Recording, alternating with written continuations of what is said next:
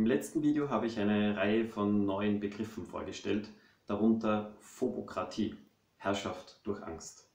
Dieser Begriff wird uns sicher noch ein Weilchen beschäftigen. Dieses Video möchte ich ebenfalls mit einem neuen Begriff beginnen, nämlich Zoonose. Damit gemeint sind Infektionskrankheiten, die gleichzeitig beim Menschen und bei Wirbeltieren vorkommen und in die eine oder andere Richtung überspringen können. Gegenwärtig sind weltweit an die 200 Zoonosen bekannt.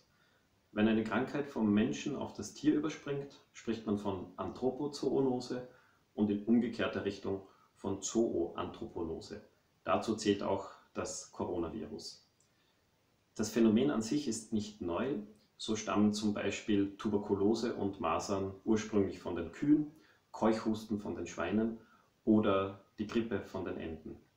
Nur rund ein Drittel aller Übersprungskrankheiten stammen von Haustieren, gut 2/3 von Wildtieren. Eine erste Welle von Übersprungskrankheiten fand im Zuge der Kolonisierung statt. So stammt zum Beispiel das Bakterium, das Cholera auslöst, aus den Sümpfen Bangladeschs. Eine zweite Welle, nachdem manche Mediziner schon an das Ende von Infektionskrankheiten geglaubt hatten, ist nun in jüngerer Zeit losgebrochen und hat uns sehr gefährliche Krankheiten wie HIV, AIDS, Ebola, MERS, SARS-1 oder eben auch SARS-2 oder Covid-19 gebracht. Die gemeinsame Ursache dieser Zooanthroponosen ist der steigende Umweltdruck der menschlichen Zivilisation auf die Lebensräume dieser Wildtiere, zum Beispiel durch Jagd, Entwaldung oder intensive Nutztierhaltung. Anders gesagt, das steigende Flächen-, Material- und Energieverbrauch der Menschheit. Der Zusammenhang ist wissenschaftlich belegt. Je größer der Umweltdruck der Menschen, desto größer der Stress bei den Wildtieren und desto höher die Wahrscheinlichkeit für weitere Zoonosen. Das Coronavirus stammt ursprünglich nach aktuellem Stand der Wissenschaft von wildlebenden Fledermäusen und geriet über den Zwischenwirt des Schuppentiers an den Menschen. Dazu ist interessant zu wissen, dass zahllose Mikroben in Fledermäusen leben, ohne dass diese davon Schaden nehmen. Wenn aber der Stress bei den Fledermäusen steigt, dann steigt auch ihre Infektiosität. Und mit den Schuppentieren sollten Menschen eigentlich gar nicht in Berührung kommen, weil sie streng geschützt sind. Expertinnen zufolge leben viele tausend weiterer Viren in Wildtieren, die potenziell überspringen können. Je weniger die Menschheit sich um das ökologische Gleichgewicht bemüht und je weniger wir Menschen die Grenzen der Lebensräume von Wildtieren respektieren, desto härtere Grenzen wird die Natur uns in Form weiterer Pandemien setzen. Manche sprechen jetzt schon von Covid-20, 21 und so weiter. Wenn uns also die Gesundheit, die öffentliche Gesundheit, wirklich am Herzen liegt, dann müssten wir als ersten Schritt den ökologischen Fußabdruck der Menschheit drastisch verringern und die Lebensräume der Wildtiere und insgesamt die Artenvielfalt und die Biosphäre sehr viel strenger schützen. Eigentlich wussten wir das schon vor Corona. Ich habe in den letzten Jahren nahezu jeden meiner öffentlichen Vorträge damit begonnen, dass der Klimawandel nicht nur nicht die größte globale ökologische Bedrohung für die Menschheit darstellt, sondern auch nicht die gefährlichste, obwohl er brandgefährlich ist und viele 100 Millionen Menschen das Leben und noch mehr die Gesundheit kosten kann und damit gefährlicher ist als ein einzelnes Coronavirus. Aber die größte ökologische Bedrohung für die Menschheit ist der Verlust der Artenvielfalt. Das zum einen, weil der Mensch am Ende vieler Nahrungsketten steht und das Abreißen in der Mitte einer Kette zum Wegbrechen eines Teils der Ernährungsgrundlage des Menschen führen kann. Zum anderen erfüllen viele Arten innerhalb von komplexen Ökosystemen sensible Schlüsselfunktionen für die Stabilität und Funktionalität dieser Ökosysteme und ihr Aussterben kann zum Kippen dieser Ökosysteme führen und damit sich als noch gefährlicher für die Menschheit erweisen als der Klimawandel. Laut einer Langzeituntersuchung in Deutschland ist die Biomasse der Insekten in 63 Schutzregionen in den letzten 20 Jahren um über 3/4 zurückgegangen. Niemand kann voraussagen, wohin das führen wird.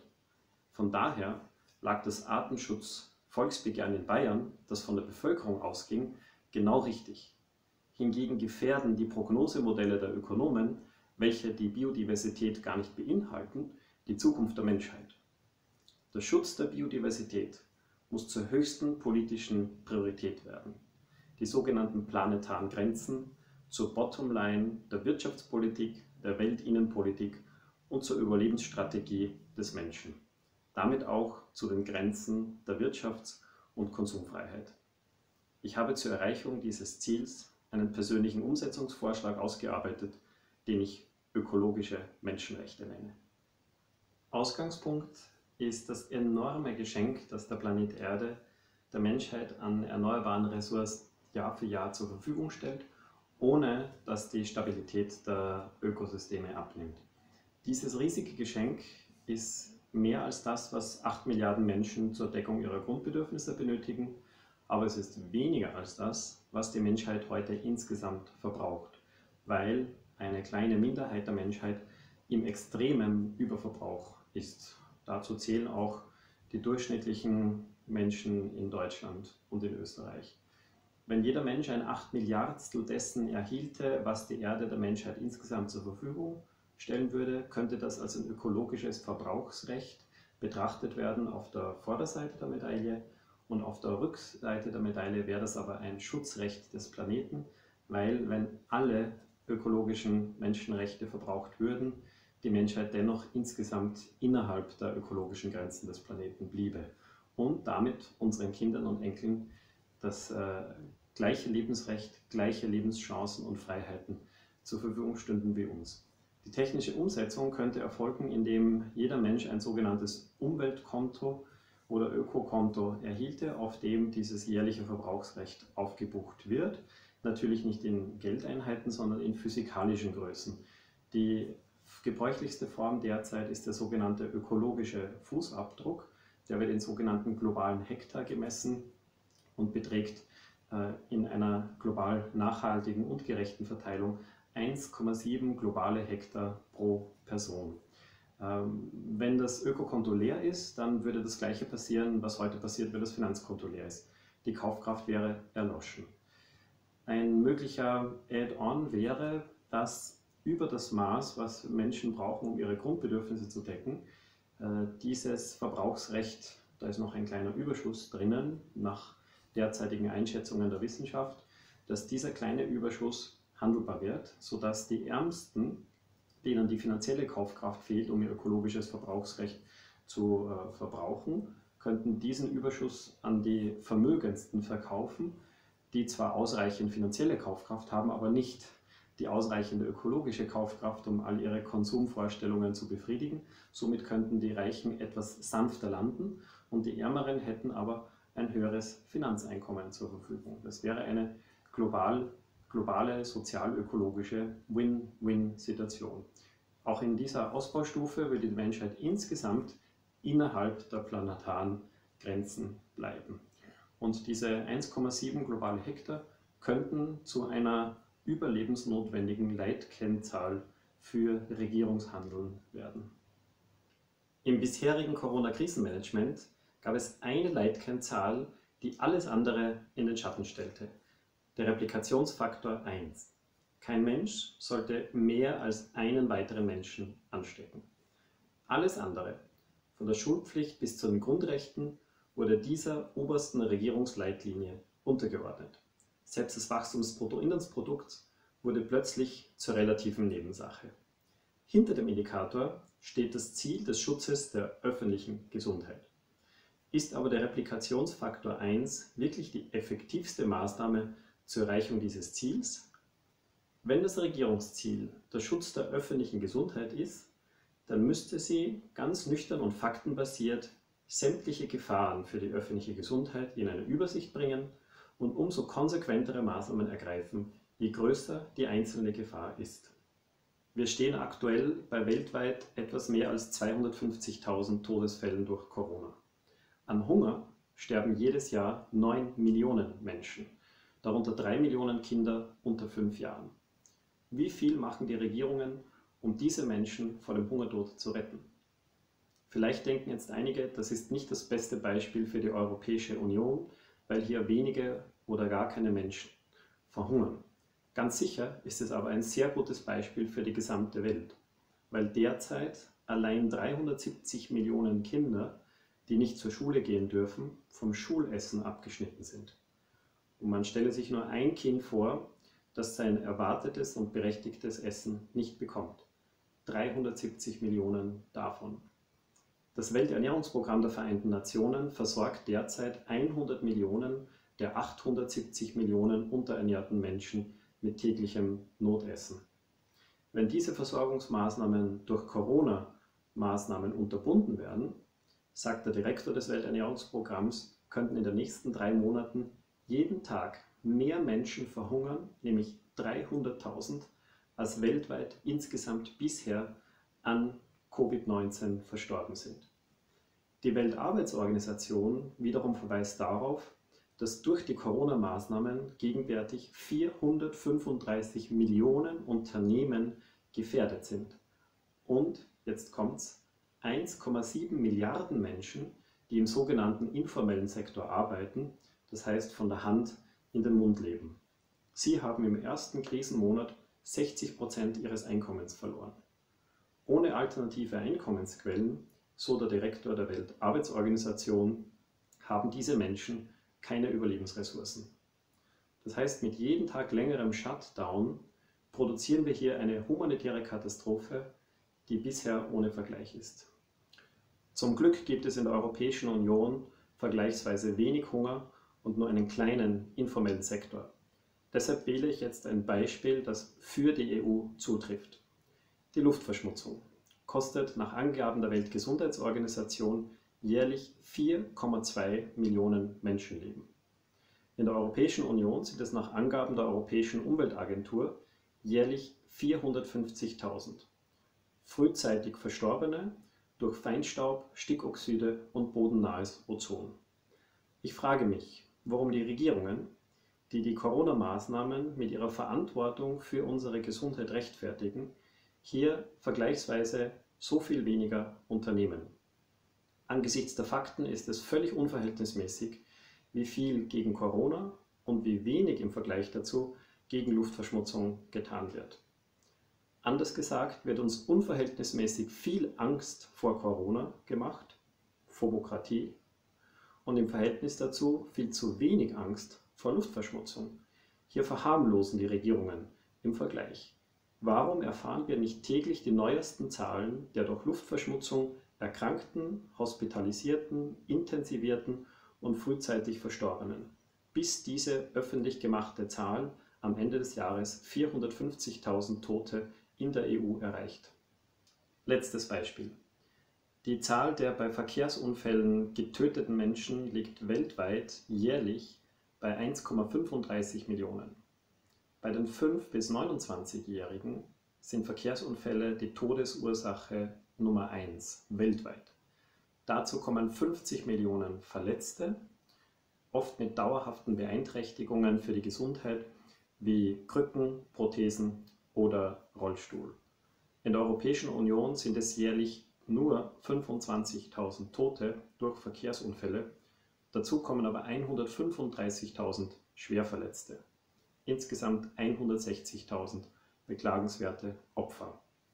Die zu verhindern, bedürfte es keines Shutdowns wie bei Corona, sondern eines konsequenten Ausbaus des öffentlichen Verkehrs und der Verdichtung der Siedlungsstrukturen. Ich habe 1996 in einem öffentlichen gemachten Text aus Sorge um die Gesundheit und die Umwelt den motorisierten Individualverkehr aufgrund der vielen Millionen Verletzten und Toten über die letzten Jahre als stillen Krieg bezeichnet und gefragt, warum dagegen kaum etwas oder viel zu wenig getan wird. Angela Merkel hat Corona wörtlich als eine der größten Herausforderungen oder als die größte Herausforderung seit dem Zweiten Weltkrieg bezeichnet und subventioniert gleichzeitig weiterhin die Autoindustrie. Der österreichische Bundeskanzler Sebastian Kurz hat wörtlich gesagt, dass in Österreich bald jeder jemanden kennen würde, der an Corona verstorben ist. Aufgrund der aktuellen Fallzahlen würde sich das nur ausgehen, wenn tatsächlich jeder jeden kennen würde in Österreich, wie wir das zu sagen pflegen. Dagegen kennt vermutlich tatsächlich jeder Mensch in Österreich eine Person, die in einem Verkehrsunfall verletzt oder sogar getötet wurde. Verhältnismäßig wäre deshalb hier, dass wir täglich in den Abendnachrichten erfahren, wie viele Menschen bisher in diesem Jahr in Verkehrsunfällen verletzt wurden, ins Krankenhaus eingeliefert wurden, eine Prothese erhielten, in den Rollstuhl mussten oder sogar getötet wurden. Und dann läge es an der Regierung zu handeln und diese unnötigen Opfer zu verhindern, wenn sie hier in gleicher Sorge um die öffentliche Gesundheit getragen ist wie bei Corona. Worauf ich mit diesen Beispielen hinaus will, ist die Frage, ob die Unterordnung von allem anderen unter den Replikationsfaktor 1 wirklich evidenzbasierte Politik ist.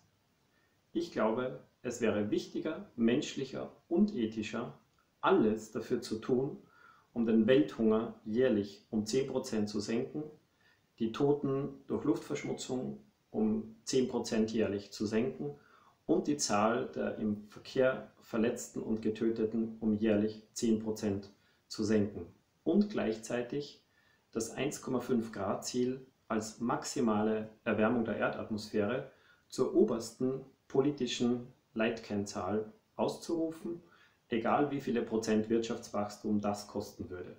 Gemeinsam mit maximal 1,7 globale Hektar ökologischem Fußabdruck pro Mensch in Form der Ausrufung und Zuteilung ökologischer Menschenrechte. Drittens würde ich die Ungleichheit bei Einkommen mit dem Faktor 10, 20 oder vielleicht 30 begrenzen und eine Obergrenze für Privatvermögen bei 10, 20 oder 30 Millionen Euro einziehen. Diese drei Maßnahmen könnten einen eminent wichtigen Beitrag zum Schutz der Gesundheit und des Lebens von Millionen, vielleicht sogar Milliarden Menschen leisten. Gleichermaßen heute lebenden Menschen wie unseren Kindern und Enkeln. Von einer Vermögensobergrenze wäre auch Bill Gates betroffen. Er könnte dann statt 90 Milliarden Dollar nur noch zum Beispiel 30 Millionen Dollar besitzen. Nach wissenschaftlichen Untersuchungen würde das seinem persönlichen Lebensglück keinen Abbruch leisten. Hingegen wäre es vermutlich ein größeres Glück für die gesamte Menschheit. Derzeit ranken sich wilde Verschwörungsfantasien rund um die Stiftung von Bill und Melinda Gates. Ob an denen etwas dran ist, kann und will ich nicht beurteilen. Es gilt die Unschuldsvermutung. Was jedoch auf keinen Fall sein darf, ist die Tatsache, dass die Bill and Melinda Gates Foundation der zweitgrößte Finanzgeber der Weltgesundheitsorganisation ist. Nach eigenen Angaben zahlten 2018 die USA 280 Millionen Dollar, die Bill and Melinda Gates Foundation 230 Millionen US-Dollar, Deutschland 150 Millionen und die EU-Kommission 75 Millionen Dollar. Wenn sich die USA nun, wie angekündigt, aus der Finanzierung der WHO zurückziehen, wäre damit die Bill and Melinda Gates Foundation der größte Geldgeber dieser Organisation. Und das wäre kein geringerer Skandal als die Privatisierung der globalen Gesundheitspolitik. An diesem Beispiel zeigt sich, wie sich Demokratien mit der Duldung grenzenloser Ungleichheit selbst abschaffen. Zuerst schaffen es überwiegend Millionäre in die politischen Ämter. Dort machen sie überwiegend Politik für Millionäre. Sie ziehen zum Beispiel die Staaten aus der Finanzierung öffentlicher Güter wie der Gesundheit zurück. Und dann springen die privaten Milliardäre gönnerhaft ein. Altruismus ist es nicht, weil es für das Geld Mitbestimmung gibt. Bill Gates setzt die Prioritäten. Was mich in diesem Zusammenhang stört, ist, dass Bill Gates in der Deutschen Tagesschau eine geschlagene Viertelstunde lang davon träumen durfte, alle heute lebenden Menschen auf der Erde gegen Covid-19 zu impfen. Wörtlich sagte er, das ist eine Impfung, die wir 7 Milliarden Menschen verabreichen werden, im Indikativ und mit einem Grinsen im Gesicht. Was genau ihm bei dieser Vorstellung Freude bereitete, ging aus dem Inhalt nicht hervor. Ein Impffan, dessen Stiftung bis 2014 fast 3 Milliarden Dollar in Aktien von Exxon, Coca-Cola und McDonald's investiert hatte und damit an Klimawandel, Karies und Diabetes reich wurde, wie glaubwürdig ist das? Was mich hier ganz prinzipiell stört, ist, dass einzelne Menschen so reich und mächtig werden können. Da haben unsere Demokratien noch viel zu lernen um die Macht Einzelner zu begrenzen. Das nennt sich übrigens Gewaltentrennung, ein urliberales Prinzip. Wofür Milliarden ausgegeben werden, das sollte demokratisch entschieden werden. Ich hätte da einige Ideen. Den Welthunger beenden, die Luftverschmutzung beenden, die Artenvielfalt schützen und den Klimawandel aufhalten. Im ersten Video habe ich argumentiert, dass sich die Regierungen bei anstehenden Maßnahmen zum Schutz der Erde und der Gesundheit gerne hinter den Menschen verstecken. Die seien zum Verzicht nicht bereit, also könne man nichts machen. Mit den Maßnahmen gegen Corona bis hin zum Lockdown haben sie eindrucksvoll bewiesen, dass sie nicht das geringste Problem haben, uns zum Verzicht bis hin zu den Grundrechten zu zwingen. Damit ist aber ihr Argument unglaubwürdig. Und es ist auch inhaltlich nicht überzeugend. Denn wenn wir den Planeten schützen, müssen wir im Gesamtbild auf viel weniger verzichten, als wenn wir ihn ruinieren. Und wir verlieren viel mehr von unseren liebgewonnenen Freiheiten, wenn wir das Klima aufheizen und die Artenvielfalt dezimieren, anstatt dass wir das ökologische Gleichgewicht der Biosphäre erhalten. Konkret bedeutet das, dass wir jetzt im globalen Konsum- und Wachstumskapitalismus verzichten müssen auf trinkbare Flüsse, essbare Fische, saubere Luft und gesunde Atemwege, tiefen erholsamen Schlaf, grüne Städte, gelingende Beziehungen, gesellschaftliches Vertrauen, funktionierende Demokratie und auf ein Leben frei von seriellen Zoonosen.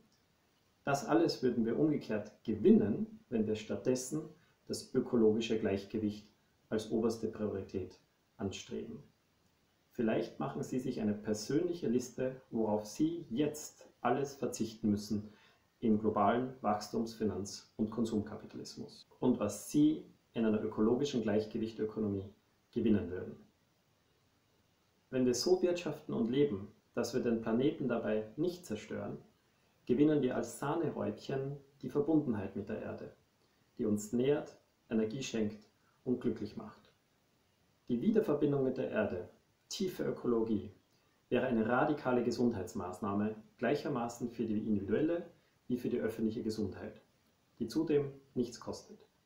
Ich hoffe, dass sich die Zahl der Menschen, die diese Einsicht oder noch besser Erfahrung machen, sich mit einem Replikationsfaktor größer als 1 vermehrt, auch in den Kreisen von Regierenden und Milliardären.